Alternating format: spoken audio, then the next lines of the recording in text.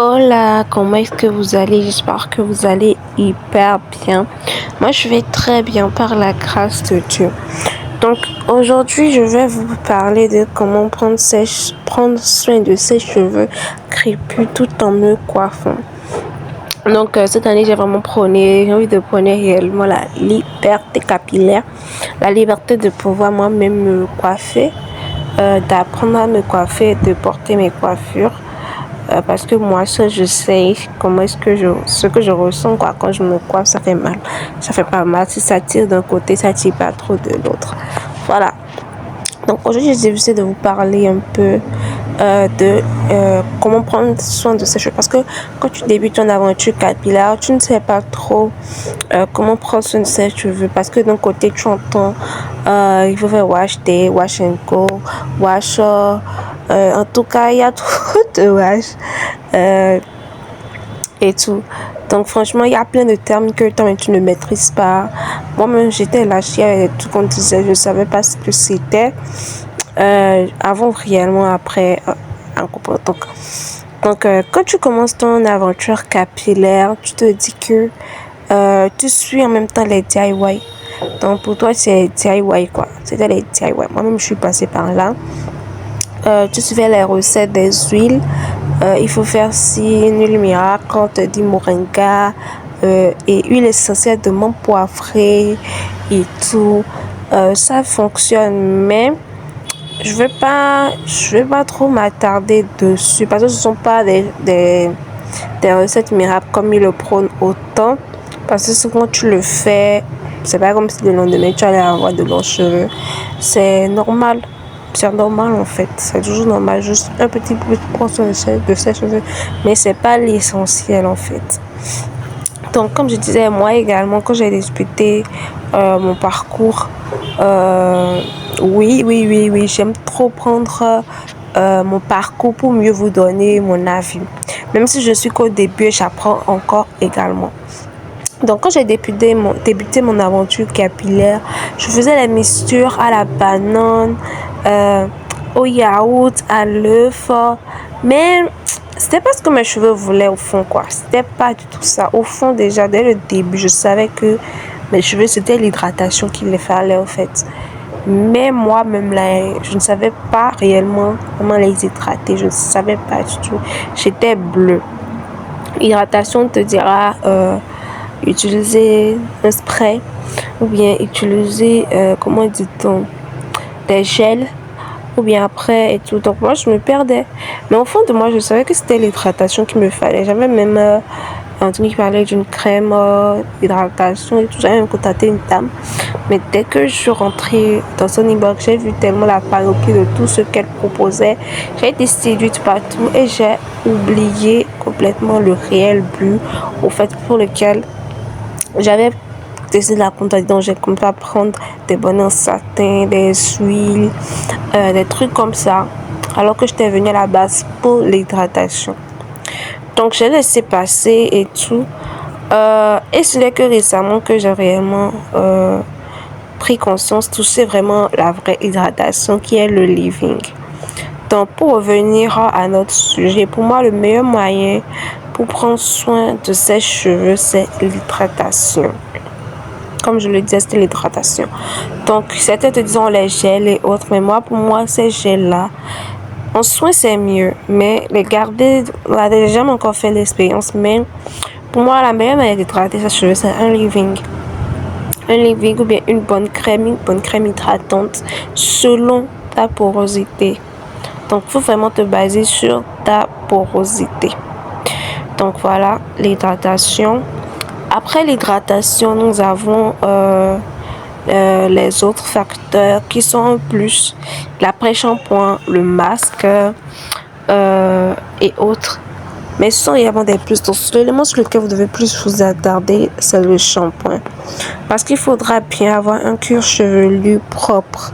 Parce que c'est pas là que les cheveux poussent. Il faudra veiller à ce que ton shampoing soit un très bon shampoing afin d'avoir un cuir chevelu propre et sain. Il ne faut pas que ton shampoing vienne agresser ton cuir chevelu. Ensuite, nous avons la manipulation des cheveux. Il faudra très bien manipuler ses cheveux avec douceur. Faut pas les agresser. Avant moi, quand je faisais comment dit-on, mes démêlages sur mes cheveux, à chaque fois, je voyais la casse. Alors que sur les vidéos des autres filles, elle ne se cassait pas autant les cheveux malgré qu'elle mettait le peigne dans moi. Franchement, c'était quelque chose qui me fatiguait. J'avais beau faire tous les masques aux poudres pour fortifier mes cheveux, mais ça n'allait pas. Comme je reviens toujours sur l'hydratation parce que l'hydratation, c'est la clé. J'ai réellement vu de différence avec mes cheveux quand ils étaient hydratés que quand ils sont pas hydratés. Par exemple, quand je quitte la douche en même temps, je fais des petites bouclettes sur mes cheveux. Même ce matin, j'avais quelques pertes de cheveux et tout qui étaient dans ma poubelle et tout. Donc quand je voulais les jeter, ils étaient un peu encore collés dans la poubelle. Donc j'ai essayé de prendre mes doigts pour les enlever et tout. Et quand j'ai touché mes cheveux, quand il y a quitté ma tête, franchement, ils étaient hyper doux. Moi, j'avais jamais eu des cheveux aussi doux comme ça avant. Franchement, c'est l'hydratation. C'est l'hydratation. Faut pas qu'on se blague et tout, c'est l'hydratation. Je les ai touchés, franchement, mais j'étais trop choquée. Donc, on parlait de la manipulation. Il faut manipuler avec douceur ses cheveux. Ensuite, il faudra utiliser des peignes adaptés. Avant, certaines personnes utilisaient les peignes fins, alors que c'est le peigne afro qui est plus fait pour les cheveux afro. Mais on a tellement colonisé qu'on a commencé avec les peignes fins, genre tête, défriser les cheveux et tout. Les peignes à petites dents là, genre qui sont tout le temps collés comme les façons là. C'est ça qu'on utilisait le plus. Alors souvent que quand tu veux te coiffer, tu utilises juste la queue de ce peigne là. Elle appelle souvent les peignes à queue. Donc si tu veux utiliser des brosses qui sont adaptées pour tes cheveux, je te conseillerais la Tangle Teaser, mais des peignes à l'âge don, également le peigne afro. Voilà. Ou plus naturellement, tu utilises tes doigts. Mais si tu n'as pas la patience pour utiliser tes doigts, utilise les peignes comme je t'ai dit, mais tout en douceur. Ensuite, faire des coiffures adaptées. Faut vraiment maximiser, il faut vraiment minimiser la casse de tes cheveux. Pour minimiser la casse de ses cheveux, tout passe également par les coiffures. Donc, c'est on te parler de coiffure protectrice. Moi, je sais pas. Moi, j'ai arrêté de faire la coiffure protectrice quand j'ai fait mon big shop. J'ai plus fait de coiffure protectrice. Tout ce que je faisais, soit maintenant, je fais ça, soit je fais des nattes collées, ou soit je laisse mes cheveux aller libre. Les coiffures protectrices, souvent, c'est les coiffures qu'on dit que ça protège les pointes. Et moi, franchement, ces coiffures-là, je ne sais plus trop, je les mettais, je les cachais. C'est peut-être une bonne coiffure pour certaines personnes et tout.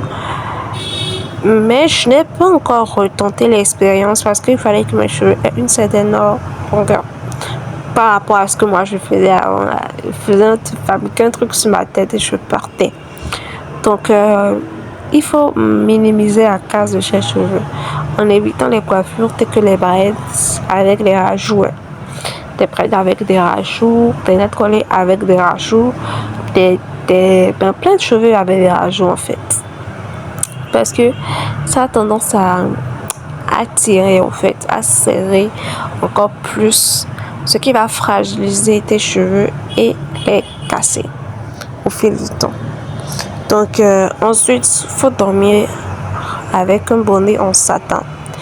Il faut te couvrir les cheveux parce que si tu laisses souvent tes cheveux libres, le lendemain tu vas les retrouver, l'oreille va aspirer toute l'hydratation. Tu peux la retrouver encore déshydratée le lendemain ou soit emmêlée. C'est vrai que quand tu dors le bonnet en satin, au milieu de la nuit, tu te réveilles, le bonnet est à gauche quelque part.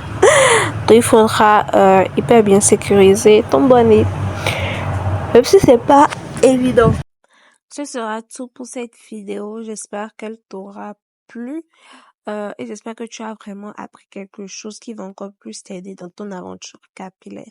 Je vais faire une autre vidéo explicative pour pouvoir encore plus détailler ce que c'est que sur les nouveaux termes que tu apprends quand tu débutes ton aventure capillaire.